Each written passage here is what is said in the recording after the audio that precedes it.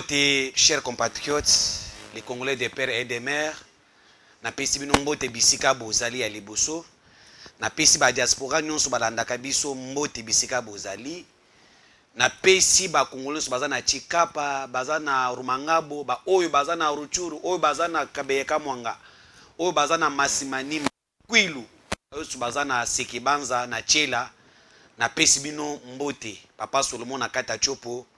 Na pesi bino mbote parce que na chopo bolandaka biso ebele. Félicitations na bato chopo. À chaque fois que to sala ba mission na biso, to yokaka ba appel ebele. Obengaka biso, to zolanda bino awa, bo pesa ka biso ba encouragement na ba information. Vraiment nous sommes connaissants na lolingi bozo travailler na biso pour na ete que tozo ba information mususu na terrain. Na pesi pe mbote na journaliste Chris na kati ya Nord Kivu. Na bisika ozali, vraiment merci beaucoup pour la collaboration. Ndezo sala ke to tombola mboka na biso ekende liboso to lobaka mai oyo etali Congo. Vraiment boza ba oya biso, oya ngai, oyo na chelaka motema na bisika bozali. Na lobaka plusieurs fois ke sokola moki na tongo zwaka na no téléphone na yo otali BM Opinion TV oyebi nini ezoleka kuna. Donc, au talibiso nano, yebi nini ezoleka kuna ozwi information ya malonga. Donc, ce qu'on la muki na tongo, il faut que yeba mboka na ngazi na situation ni parce que awa eza professionnalisme, to pesa ka iloko pona diale loto, on doit parler ce qui est vrai et on fait les analyses politiques oyo ko permettre bino bato bazaka na tante ya kotala ka ba télévision na banda ko na bino bolanda ka biso. Merci na bato ya Suisse, bato ya France, ya Belgique. Oyo quand même ba komi ko collaborer na biso pour na ko dénoncer makamuso zo le libanda na complicité ya communauté internationale mboka na biso. Et ça bobele oya bino à l'arbitre du peuple Ousmane Mutombo na ye pour to beta masolo o itali mboka na biso. Boya papa na ka na biso. Qu'est-ce qui se passe là-dedans? Tant on a zo bana bino awa na changu kuna e bandi déjà. Certains de réveil ne voulaient pas l'arrivée du pape. Alors il va ça la marche dès demain, trop tôt matin, marche na Kinshasa pour na koboya ki pape aïe biso que moi si bobalana. Mobile bobalana. Là si le pape ose au moins de parler de ça, boko yoko na Kinshasa et vous allez mususu. To ko beta masolo na yango. Awa na ye ko beta la bino masolo eza makambo ezo le na Nord Kivu kaka sikoyo. Pas même pas 3 heures du temps. Kakasiko. Nous sommes connectés avec les gens qui sont sur le terrain. Les informations que nous allons vous donner maintenant, elles ont une source. Là, il faut qu'un BM Opinion TV pour nous avoir information. Il faut l'arbitre du peuple Ousmane Mutombo. Arbitre Bino Masolo. Messieurs, dames, Nathalie Sakibino image à émission lobby. Il y a quoi Bino que on a constaté l'arrivée de militaires blancs na Kichanga. On est là mercenaires oyo ba français, oyo occident. Ils ont appuyé M23. J'avais des images. Il y a quelqu'un qui m'a appelé à retour na image on nous on ndengeni. Na ko pe sur la source na ngai te image. Et j'ai pris ces images-là, pour dénoncer la complicité de la communauté internationale dans Makambo Italie, Est Canabiso. Tous les pays qui ont investi dans Rwanda, sont complices dans l'agression à Rwanda. Ça c'est clair. Comment pouvez-vous investir dans un pays où il n'y a pas l'or? Et vous investissez dans l'exploitation à l'or? À cause au Rwanda, ce n'est pas la question. Il y a certaines choses qu'on ne peut pas vous pousser de réfléchir, aller au-delà. Non, simplement, c'est très simple.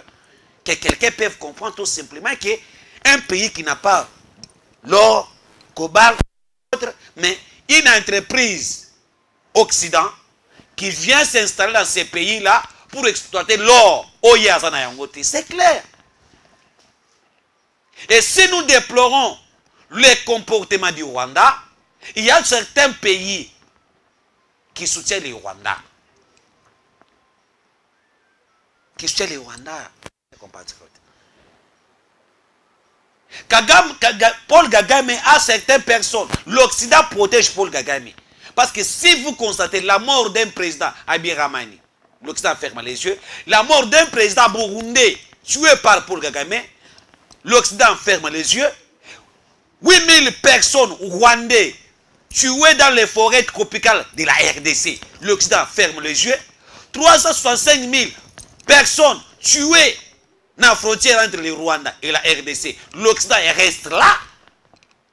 Plusieurs millions de Congolais génocidés par les tueurs, les sanguinaires pour le Kagame, l'Occident ferme les yeux. Cela montre noir et sur blanc la complicité de l'Occident dans tous les massacres de l'Est. Kakam est à Fanny na kiti à l'Occident. C'est eux qui les protègent. C'est eux qui poussent Kagame de faire tout ça. C'est eux. Et nous devons s'élever pour dire le Congo appartient aux Congolais et nous devons changer le paradigme. Chers compatriotes, je pense que ça fait mal lorsqu'on parle de la nation. Nous là, on a consacré notre vie de défendre ce pays jour et nuit. Partout, dans des médias, on risque notre vie pour que vous ayez l'information à malade. Mais vous avez écouté ce qui se passe chaque jour à l'Est. Toyoki murmure que Bazui Kichanga et pas M23. Là, moi, je n'avais pas voulu les confirmer. Parce que les informations qui étaient à ma possession étaient que 50% des territoires à Kichanga étaient contrôlés par le FARDC. L'autre était contrôlé par le M23. Et au moment que je vous parle, les chefs de l'État avaient bien dit que tous les moyens sont mis en place pour récupérer le territoire. Tous les moyens sont mis en place, toutes sortes de dispositions. Oyo na mapinga na biso mokonzi mboka apesi mitindo pona eteke ba récupérer ba territoire na biso. D'abord, na l'extrait bino lettre ya ko ebisa bino eteke les informations ont circulé. Il y a eu l'audio entre l'échange entre le ministre de la Défense, Gilbert Kamanda, et le colonel Mukabo, et Zabobele, le plat, il y a la Cresser, et ça y a soloté. Je vous avais dit ça avant. Et les communiqués quand même, il y a force armée congolaise dans Bisso. Il y a gouvernement et bimi est confirmé oh yongai à l'habit du peuple na loba ki na bino et ça qui bobele le quota pour na ko bébé sa moral ya ba Soudan na biso na front pour na pe ko bébé sa moral ya population congolaise.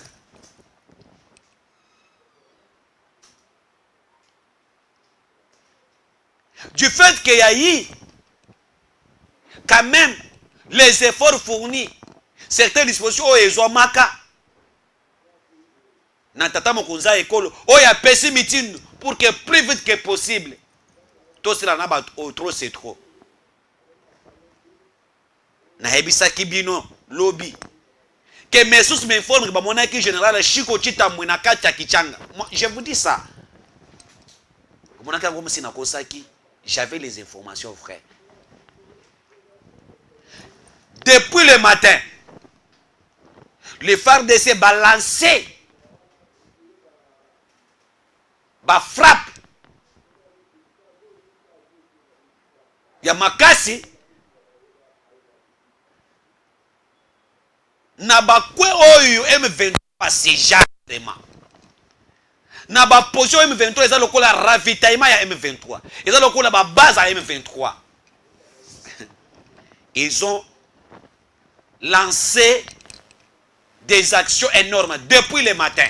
Vous allez les vérifier. Balancer opération à Makasi. basala kati ya kodémolir position stratégique de renforcement en munitions et en hommes oyo M23 na agresseur rwandais oaza complice na ye. Depuis le matin, je vous assure que le M23 baza en débandade. Tu te comme na bino na 17h. Peut-être na ko sala émission na boto wana vie na Stéphane Malamwange pour na kopesa bino information parce que biso pesa information na temps réel. Montagne ya Runini, sa force à M23 a été démolie par avion de chasse aujourd'hui. Ba monaki avion na biso mataki likolo na ba 10h. Ezalaki likolo. Et Sali Moussala na yango. Première mission. Tout ba position sur la montagne ya Runini a été na ebité etikali olengeni na ebité ndenge etikali. Et le M23 quand je vous dis en débandade.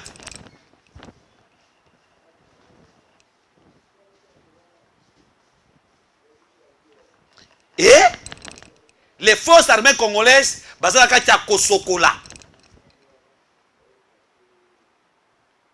Avion na biso c'est la première opération. Il y a ko détruire les montagnes wana et ye kozonga. Tango ezongi lisusu bamoni yango so ye komata.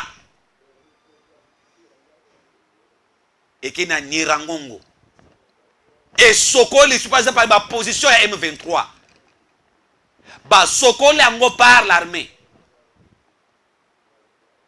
Avion de chasse na biso.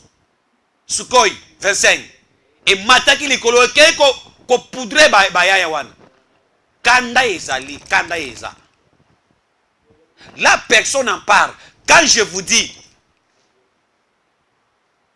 le parti de Kitianga qui était occupé par l'agresseur, les rebelles sont encerclés.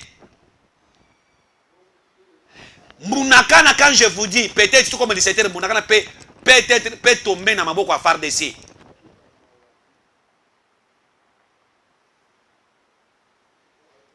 Nirangongo est contrôlé maintenant dans ma boko à FARDC quand je vous parle maintenant. Bazo sokola, bazo nettoyer yango. Chers compatriotes, l'armée na biso eza armée ngwa makasi. Armée na biso eza armée ngwa côté lema na Rwanda te. Ce qui fait en sorte qu'armée na biso to longa bitumbate mingite et ça trahison. Et ça na lobaka ngo plus de fois et ça trahison. Oyo régime ya Kabila bemela biso na mboka oyo. Et ça trahison. Et ça trahison.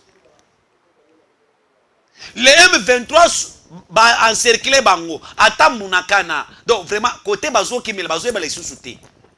Parce que ngai na yako ebisa bino makambo eza solo. Na yako ebisa bino makambo eza vrai. Alir oyo makambo ye mati na mutu ya FARDC. Na yebite tokosuka wapi. Alir oyo armée na biso ezwi na détermination. Tata Bokonza école Félix Antoine Tshisekedi Tshilombo azwi mama na détermination. Alobi ata territoire na biso mon côté ekoki kotika na maboko un agresseur. Toko comme na colonisation moko ya un individu moko boy jamais. Il a dit ça hier. Na ve oyo face aux ambassadeurs na mboka na biso. Hier, le chef d'État a dit ça. Il a démontré que l'agression rwandaise na maboko na biso, na mboka na biso plutôt, eza pona pamba te, eza pona minéraux na biso tozana yango. C'est ça le chef d'État a dit.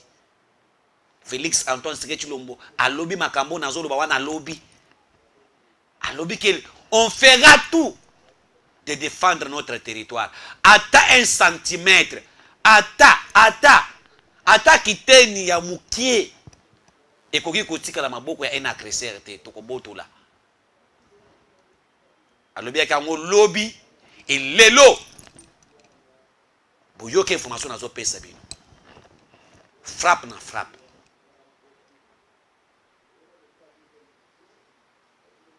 Qu'est-ce que le peuple congolais attend dans tout ça? Tout le monde appelle les sous, Rwanda appelle les sous, Babet appelle missile. Oh, Suko Iwana, Ezaga boy. Naïb Sakabino et Tozana Yango. Donc, Ezakimi Bale Wana, Moko Ezapen Acid Kiv, Ezawan. Ezawan.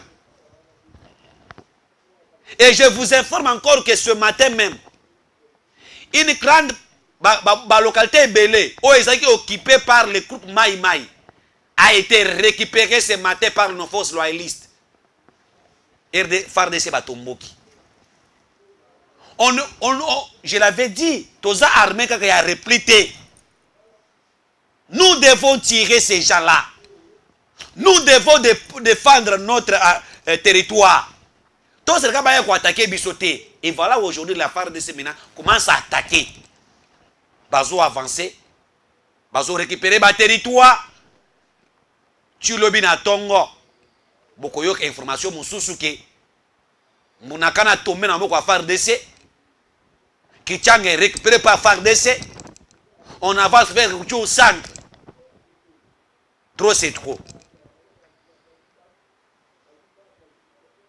Et Sukhoi Moussou s'est préparé. L'obi bakozo frappe. To démolir. To silana bango. To iba qu'est-ce que nous devons faire. Avant to s'engager dans Kagama Boye. To nettoyer dans ba oignon sur Kagama Tinya Mabele na biso. Là ça c'est l'histoire qui doit s'écrire. L'histoire tiendra que dans telle année, tous les militaires rwandais ont été quel est le mot que je peux utiliser? Ont été massacrés par les forces armées congolaises à cause de leur agression.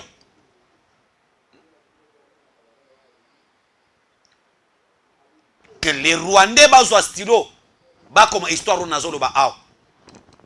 Ça doit se passer avec ces régimes. On ne peut pas continuer à accepter cette agression jusqu'où.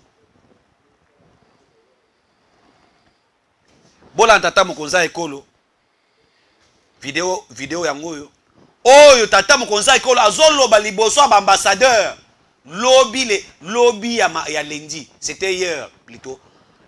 Aloba kini liboso ambassadeur ya monde entier au bazana mboka na biso. Quelle est la détermination du chef de l'État? Bolanda vidéo après tozonga nasima. Souligner à l'attention de l'opinion nationale et internationale que les vrais enjeux de l'agression de la République démocratique du Congo par le Rwanda et de la crise sécuritaire à l'est de mon pays sont économiques et hégémonistes. Aucun Congolais n'est dupe ni naïf sur cette évidence. Que tout le monde sache, hier, aujourd'hui et demain, aucune génération de mes compatriotes ne cédera ni n'aliénera 1 centimètre carré du territoire national à quiconque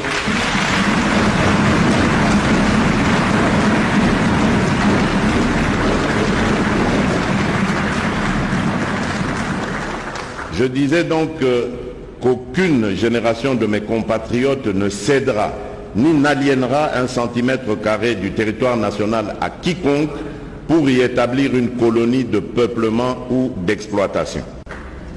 Comme je l'ai dit à la tribune de l'Assemblée générale des Nations Unies, nous défendrons l'intégrité de notre territoire, la souveraineté et l'indépendance de notre pays, quoi qu'il en coûte.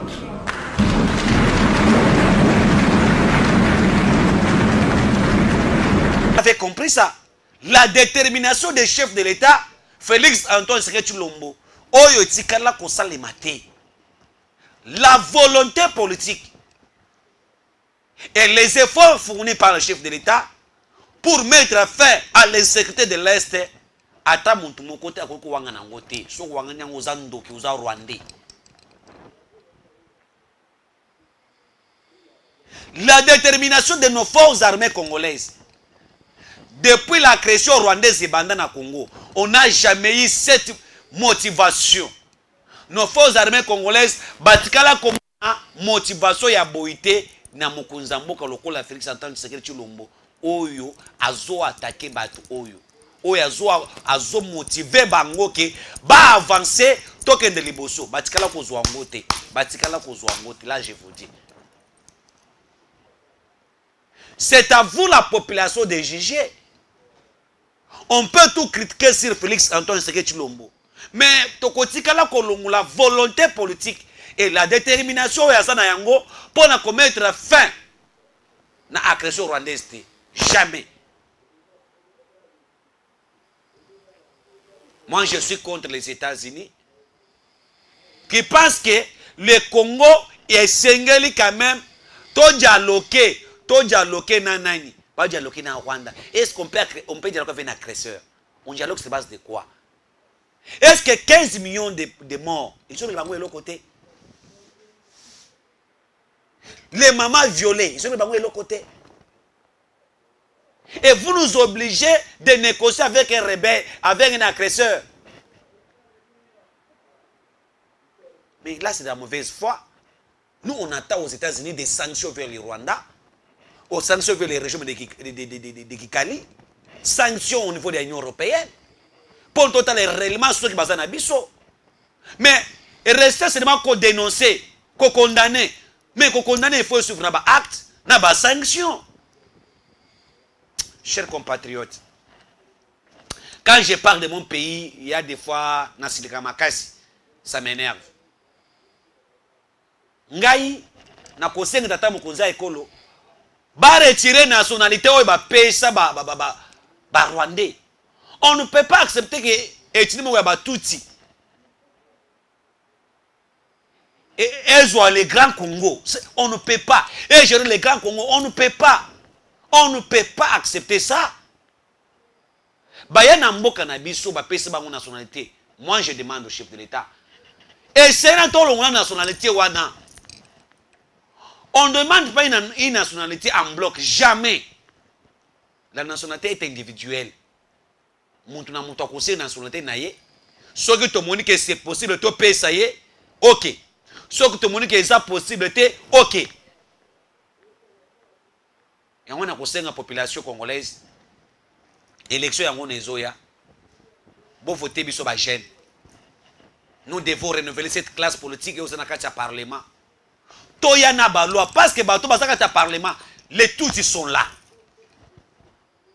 L'infiltration rwandaise est na kacha parlement assemblée nationale na biso. Qu'est-ce qu'il faut faire? Il faut l'effacer.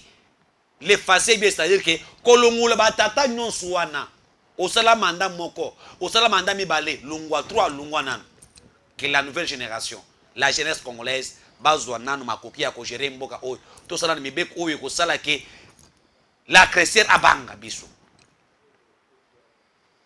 On peut tout dire na Félix Tshisekedi mais boyebi que force na biso ezala maboko nini? C'est l'Assemblée nationale.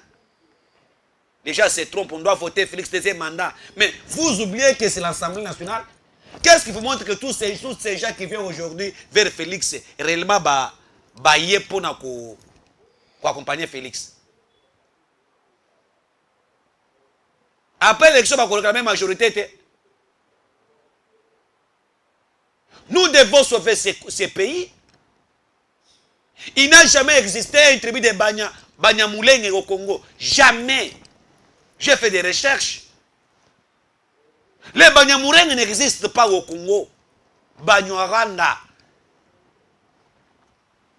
Bayaka na mboka na biso bien sûr. Mais aujourd'hui, Bangonde baza cause. Bangonde baza malheur ya peuple congolais.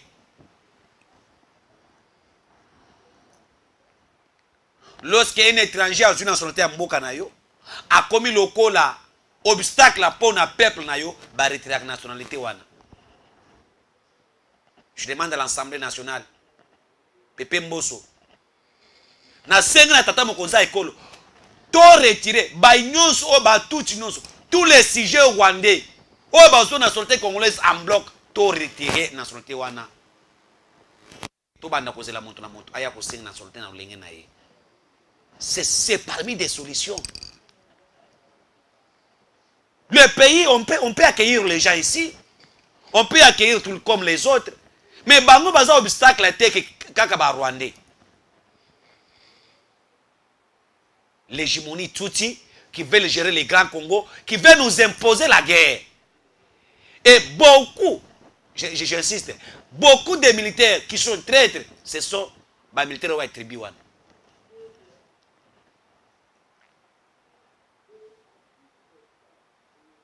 Nous autres vivre un mixage, brassage. Et si vous voyez ce que le M23 réclame aujourd'hui, vous savez bien passe. Ce que vous avez accord à CNDP, na accord au bassin M23 na gouvernement ya Kinshasa à l'époque Joseph Kabila Kabange, c'est même accord. Au bazo senga lelo ke ba appliquer ango. Est-ce que les Congolais sont prêts de ça? Félicité da boyi babilo kunyo soa. Cela montre la volonté, la détermination. Chers compatriotes, to sengi na mokonza ekolo, le lengo tozo kichanga encerclé par le FARDC, na kwe oyo ba rebelle bazali, en débandade. To éviter. To ke na bango bon to récupérer ba territoire na biso. Quand je suis avec vous ici, bazo tinanga déjà ba information mosusu. Rusinga et sous contrôle du FARDC. Oh, il s'est parlé il y a M23. FARDC bazo contrôler ango. Kaka siko. Absel FARDC ba otuko mawana. Bazana kati ko contrôler ango. Tout le baté. Na ba localité mo kiza pembeni. Là, les gens n'en parlent pas. Quand je vous parle maintenant, les informations sont dans le téléphone en gaï. Na ba to bazana est, on a contact. Bah le but on ne sait pas ce que les Rwandais doivent, ce que les M23 et la question rwandaise, bah causal dans quelques minutes. Bah le but bah on a les sources avions, Sukhoi et Mathieu pour la troisième fois. Pour la troisième fois Sukhoi 25 et Mathieu sur le colo. Il est, quand je fais cette émission, il est 15h en Kinshasa. Je pense 16h bien 17h dans l'Est. Bah mon Sukhoi sur Mathieu colo et qui. C'est ça ce que nous avons besoin. Nous devons radiquer ces groupes rebelles et les agresseurs. Afin que les Congolais to récupérer le territoire nabiso, to avancer. Leur plan de Goma, ils ont échec. Chers compatriotes, je parle sur la sécurité, mais j'ai certaines réserves de ne pas beaucoup parler à Makamosus.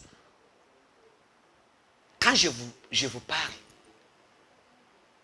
nous avons dit ça ici, que les forces armées rwandaises, Bamususu Bazana Katia, l'AEC, le gouvernement congolais, le ministre de la Défense de la RDC, Basengi, Naba officier Oyo, Rwandais Bazana Katia AEC, Bazala, Babima Libanda. Balingi, faut Bazala, sur ma béri à Congo T. On a constaté les officiers rwandais. Hey! On a trahi Félix Tshisekedi. Les pays des sous-régionaux ont trahi Félix Tshisekedi. L'AEC va trahir Félix Tshisekedi. Les officiers rwandais basés dans l'AEC. Le Colopé, niveau d'ambition renseignement et Makassi, on a découvert quand même les officiers rwandais qui jouent un rôle très important dans Katia, l'AEC. Chers compatriotes, les forces armées congolaises, via le chef d'état-major, Gérard Chouewe, Songesa, Basenga l'immédiat, que les officiers rwandais qui sont dans l'AEC soient expulsés de notre territoire. Pambate, on va demander que tous les militaires de l'AEC bazonga. Oui, je l'avais dit que les militaires Oyo bazana AEC, même les Kenyans, doivent être expulsés dans le bazonga. Parce que est là qui est en côté. Mais je vis quelqu'un qui dit non. Félix Tshisekedi a dit que beaucoup de puissance, il y a armée kenyane et beaucoup de Tu libérer ASC bonaboy. Mais qui ne sait pas que le Rwanda est champion à l'infiltration? Qui ne sait pas que Paul Kagame est champion à l'infiltration? Notre armée a été infiltrée. L'armée des sous-régionales, l'ASC plutôt, a été aussi infiltrée par le Rwanda. C'est au fur et à mesure que nous avançons, on constate l'infiltration. Qui ne sait pas que dans Nairobi, le Rwanda avait infiltré aussi par réunion. Pour parler avec les rebelles. Le Rwanda avait infiltré aussi dans Katia pour parler. Qui ne sait pas ça? Qui ne sait pas? Et aujourd'hui, on va découvrir les officiers les plus haut gradés au Rwanda, dans Katia, l'ASC, dans l'armée sous-régionale. Une trahison ou une infiltration. Et nos forces armées congolaises, basengi ki ba militaire wana bazonga ina mboka na bango. Bakozonga be bakozonga te.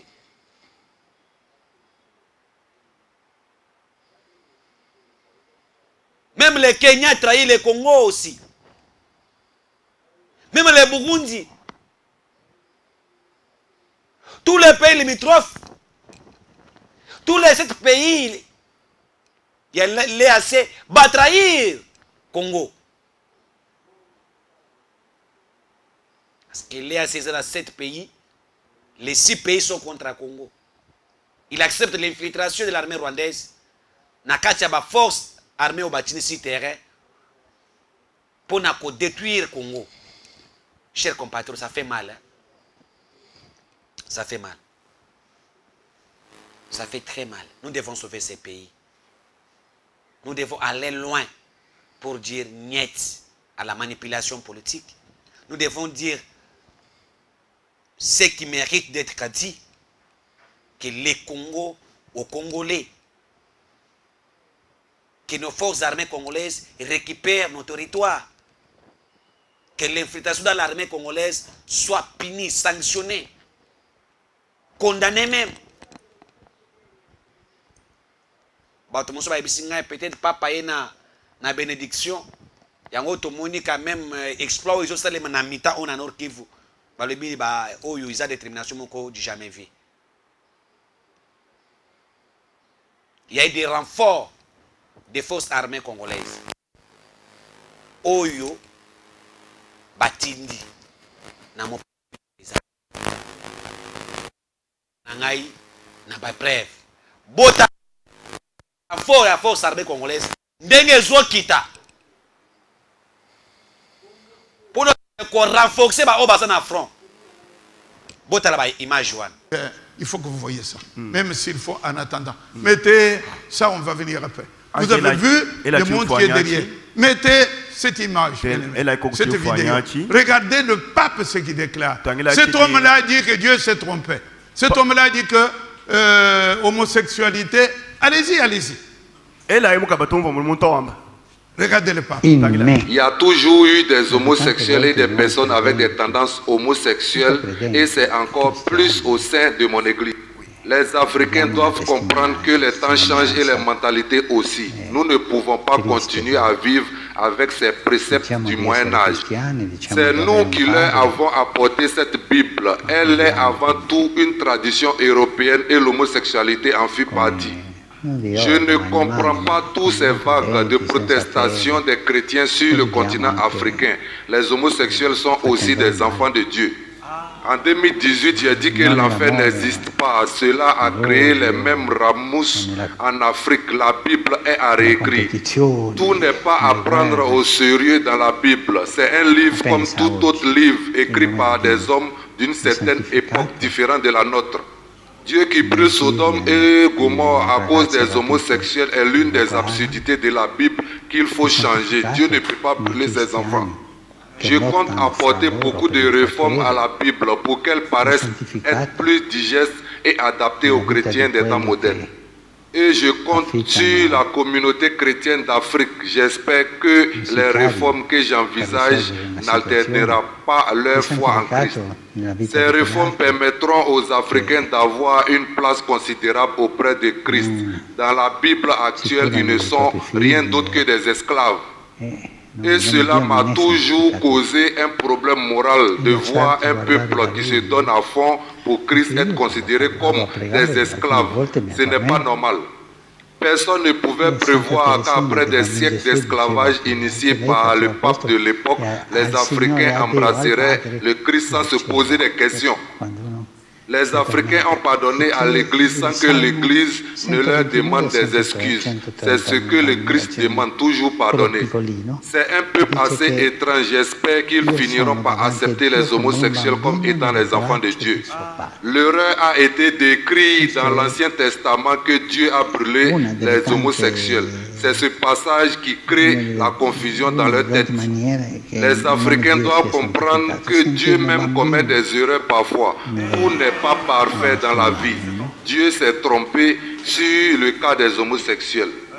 Et aujourd'hui, Dieu passe par sa sainte Église pour désormais donner une chance aux homosexuels et même ceux d'Afrique. Notre Seigneur est merveilleux. Que son nom soit sanctifié pour des siècles et des siècles. Que Dieu vous bénisse. Dieu commet parfois des erreurs. Tous les habitants de la terre adoreront. Et nous seuls. Les noms écrits dans le livre de la vie de la vie. Frère Branham me dit, si je vous enseigne une chose, qu'on ne trouve pas dans la Bible, faites une affiche. Écrivez fond prophète, mettez dans le dos. Pour nous, Dieu a parlé ici. Pour eux, Dieu a commis les erreurs. Que le Seigneur vous bénisse. Je crois qu'il n'y a pas à rire, il y a à être triste. Parce qu'il y a 2 milliards en train de suivre ça. Et toi tu es ici. Pourquoi? Par grâce. Nous écoutons. Renforcer le militaire. Ça se passe ici aujourd'hui. Renfort Wanezo Kitalilo. J'ai des images ici. Bomunyango. Tokosila nanabango. Tukunabu. Tujinabu. Mwaba onso jubu. Tujinabu. Tukunabu jusqu'au fond. Kama bana semaka, kama bana fana donc bana fana ka ba G, tukunabu. Toza na bango tina suka. Yambala oyo. Nazo pesi bino semaine oyo. Na ebite makamo yokoleka. Na ebite les sorts réservés à l'armée rwandaise. Les sorts réservés à l'armée rwandaise. Matanga bakokunda. Nana bakundite. Bakunda. Merci beaucoup, chers compatriotes. À l'ébito du peuple Ousmane Mutombo. Nayaki pona kobeta mino masulo o isa chaud. Et pona kosuki senazo koma na suka. Bazo téléphoner bis déjà papa ça kiti déjà. Papa kiti déjà zo mata. Côté à Tchango papa kiti déjà. La communauté catholique en général dans la population congolaise OP mususu ba réserver accueil moko ya makasi et papa. Papa yé ni to koyi ko c'est les papa biso. Aussi longtemps qu'à l'est, il y a des massacres. Qu'est-ce qu'on entend en aboyer à pape? À combien de gens dans Mambélé na biso bakoko? Mambélé ya Kimbangu. Kimbangu asiliki. Kimbangu asiliki ya Beti Simbula. Omoni bino moko nde biloko ne koyake kuna. Ba frapper. Donc Kimbangu asiliki ya Beti Simbula. Podium oyo c'est là qui organisé pour na pape pour na Mambélé. Iza kanda ya tata Simon Kimbangu. Kimbangu asilika ki makasi.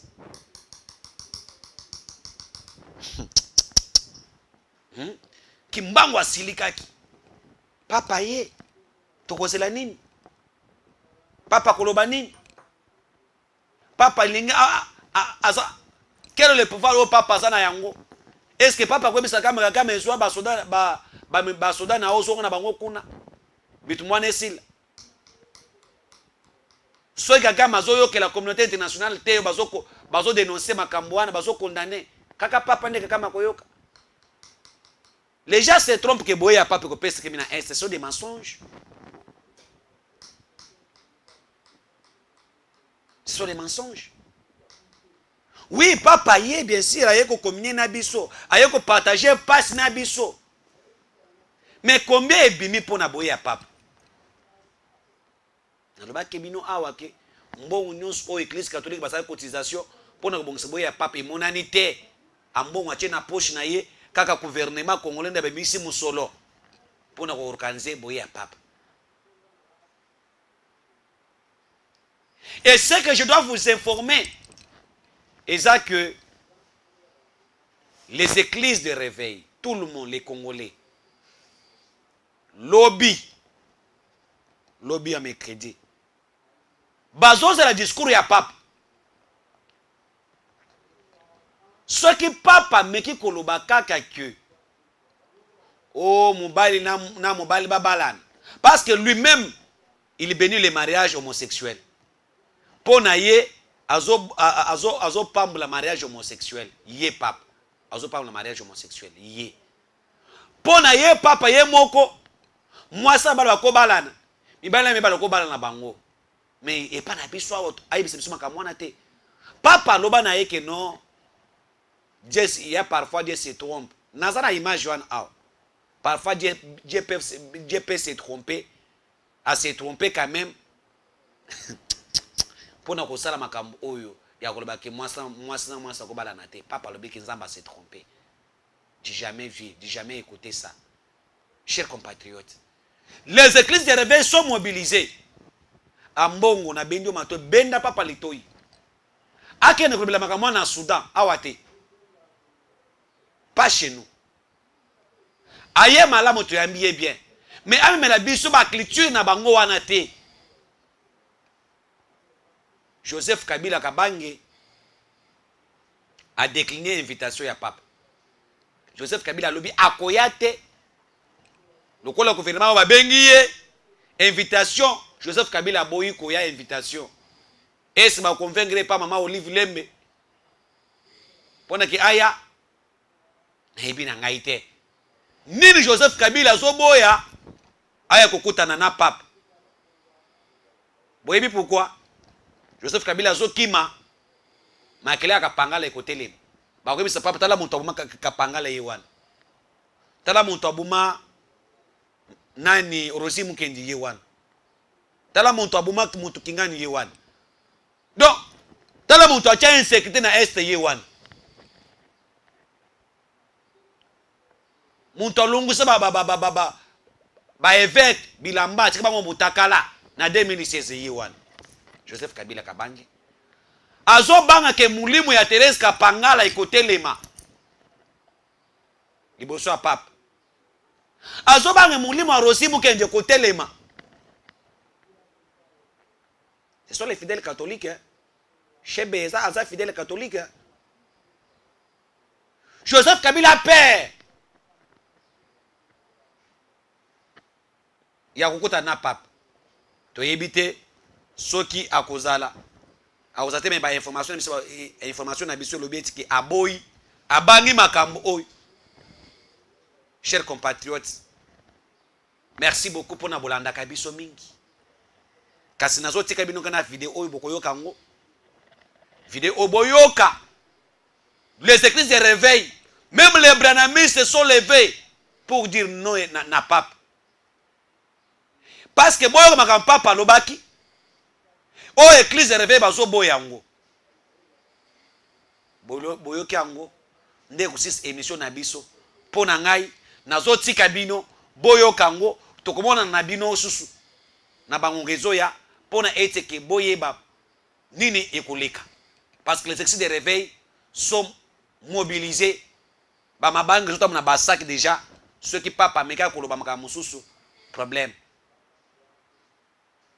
Ngai na sali mosalo ya ngai ya informer peuple congolais bo juger biso bo pesa biso ba idée na bino bo finga te bo pesa ka bo sala biso ba critique constructive oyo ko permettre biso que tout bongisa mosala mais to biso information ya malamu changu nzela ezate plein de personnes bazo ya mbapap to ko zeni pas pap ni papa koloba lobi akwele biso bakamba homosexualité te papa koloba nini alors que na poto zo bango déjà bolanda vidéo wana oyo isa makambo papa zoloba